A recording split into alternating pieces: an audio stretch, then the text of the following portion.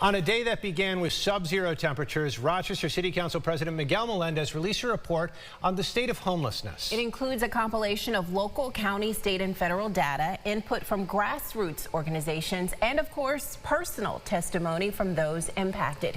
Isabel Garcia reports that housing advocates are cautiously hopeful for swift action.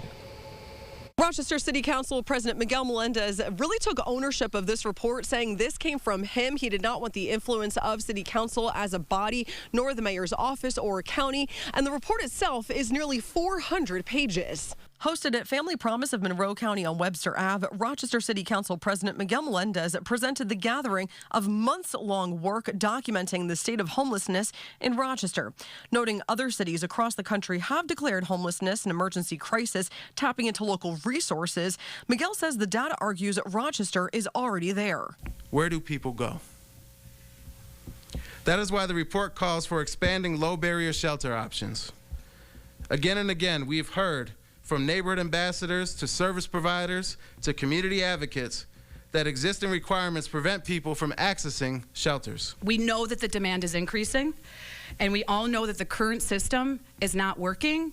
In fact, it can be harmful to our most vulnerable community members. Amy D'Amico is a volunteer with the grassroots organization Grants Pass Resistance, which was formed in the wake of the 2024 Supreme Court ruling, which essentially allows local governments to put people who are unhoused in jail, even if there's no shelter space.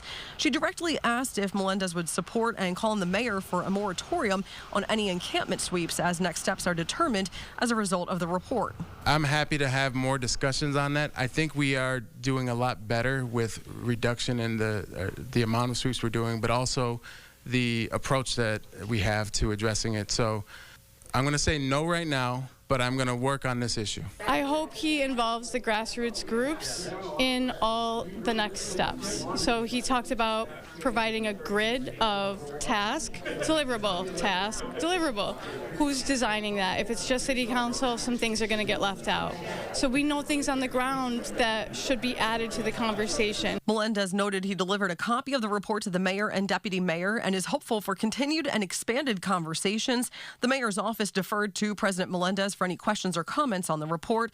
It is also available for you to view right now in this article on our website, rochesterfirst.com. For now, reporting in Rochester, Isabel Garcia, News 8. Get the Rochester First streaming app today for everything you love from News 8 on demand, plus exclusive shows you won't see anywhere else. Search ROC and download for free on Roku, Amazon Fire, and Apple TV.